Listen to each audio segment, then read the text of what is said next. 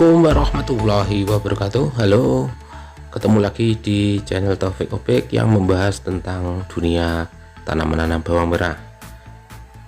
Tanaman ini adalah tanaman bawang merah yang ada di Dusun Miridudo, mirip gambar subur gempol.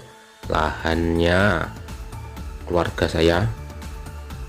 Hari ini lagi dilakukan penggejikan, yang mana rencananya besok hari mau ditumpang sari dengan cabai rawit. Tanaman ini sudah 19 hari setelah tanam. Baru kemarin saja dikasih pupuk susulan pertama. Terlihat tanaman pucuknya agak nguning karena memang pemupukan pertama ini agak terlambat. Kenapa terlambat? Karena memang faktor cuaca yang tidak memungkinkan. Dalam melakukan pemupukan harus menyesuaikan cuaca juga serta kebutuhan di tanaman. Nah, pada video ini kita akan membahas seperti apa pupuk yang cocok sesuai dengan kebutuhan tanaman di cuaca yang tidak terlalu bersahabat ini.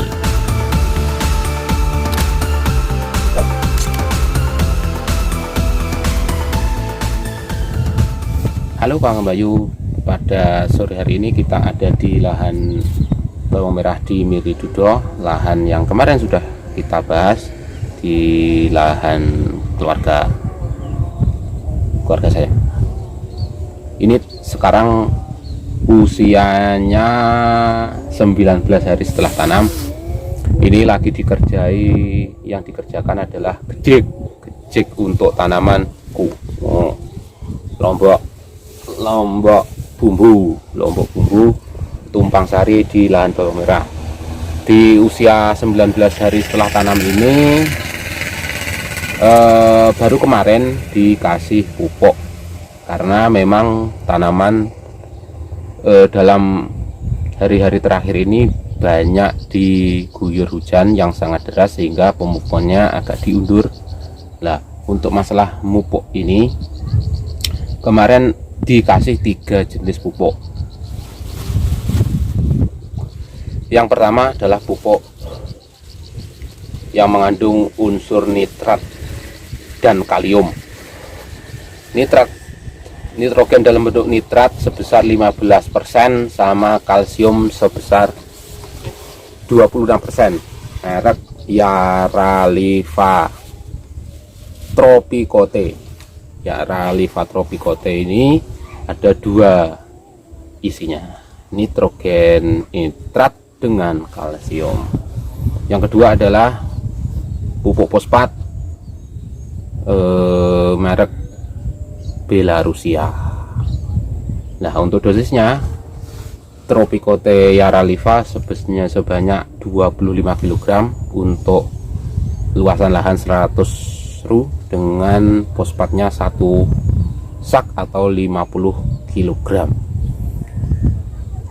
Di tanaman yang banyak hujannya, kenapa penting untuk memberikan pupuk nitrogen dicampur dengan kalsium? Karena di keadaan yang seperti ini, banyak hujan ini, unsur kalsium harus tetap kita masukkan. Bagi saya adalah, menurut saya sangatlah wajib sekali masuk kalsium, karena kita harus memastikan tanaman itu kuat, kokoh, dinding selnya bisa berkembang dengan bagus, sehingga tanaman ini tidak mudah terserang yang namanya penyakit ataupun juga hama. Dengan kalsium yang tercukupi, nanti pertumbuhannya akan normal. Pertumbuhan mulai dari akar, ujung akar dan ujung daun itu akan dibantu adanya kalsium serta untuk mendebalkan dinding sel tanaman. Alhasil tanaman ini akan tetap sehat walaupun dalam kondisi cuaca yang ekstrim. Terus nitrogen di usia seperti ini harus tetap kita masukkan, walaupun unsurnya tidak usah terlalu banyak, presentasinya tidak usah banyak-banyak. Di di tanaman fase vegetatif itu unsur fosfat harus kita masukkan.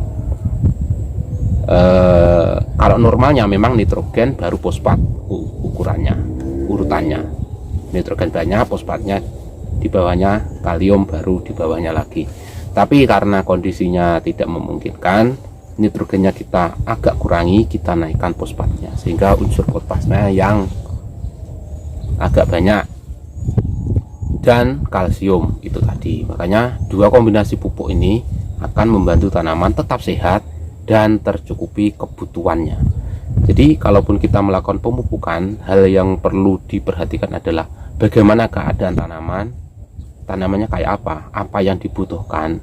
Kita harus tahu, walaupun toh kita tidak bisa berkomunikasi secara langsung, ya namanya tanaman dari bisa ngomong, tapi kita harus bisa mengidentifikasi tanaman kita itu membutuhkan apa saja. Nah, kebutuhan itulah yang kemudian harus kita penuhi. Kalaupun tanaman dalam kondisi hujan seperti ini, di kebutuhan nitrogennya kita agak kurangi, walaupun tetap harus diberikan, tapi tidak usah banyak-banyak.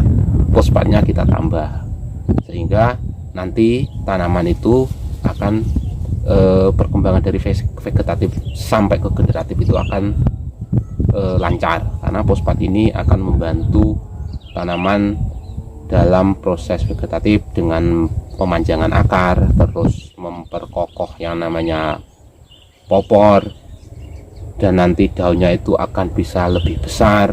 Kalsium seperti itu tadi yang sudah saya jelaskan. Nah, untuk kalium memang ini masih belum terlalu banyak yang masuk. Mungkin nanti pemupukan kedua unsur kalium akan ditambah. Mungkin di usia 25 hari setelah tanam nanti akan diberikan pemupukan yang kedua. Dan bisa kita lihat tanaman. Nah, nanti akan saya kasihkan gambar di sini ya. Bisa dilihat tanaman di umur 19 ini bisa dikatakan sehat.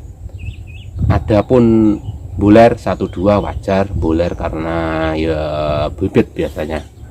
Karena tidak ngeblok. Bisa kita ketahui tanaman kalaupun bulernya itu satu itu biasanya itu akibat bibitnya dari tanaman itu.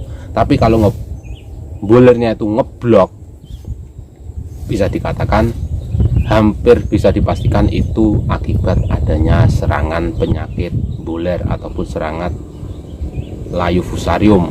Nah, jadi itu bisa menjadi tanda kalaupun ada yang ngeblok itu ada serangan. Kalaupun cuma satu yang tidak gerumbul, hampir bisa dipastikan itu akibat kualitas bibit yang kita tanam. Jadi itu bisa menjadi pelajaran bagi kita semua. Ada yang bular, wah sudah khawatir ini mau dimasukkan apa obatnya.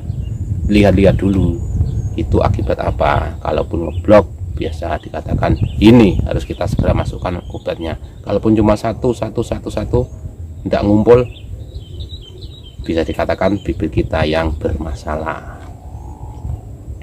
Oke, itu dulu Kang Bayu apa yang kita sharingkan di sore hari ini. Semoga bermanfaat. Dari saya, wallahul muwaffiq ila aqwamit thoriq. Wassalamualaikum warahmatullahi wabarakatuh.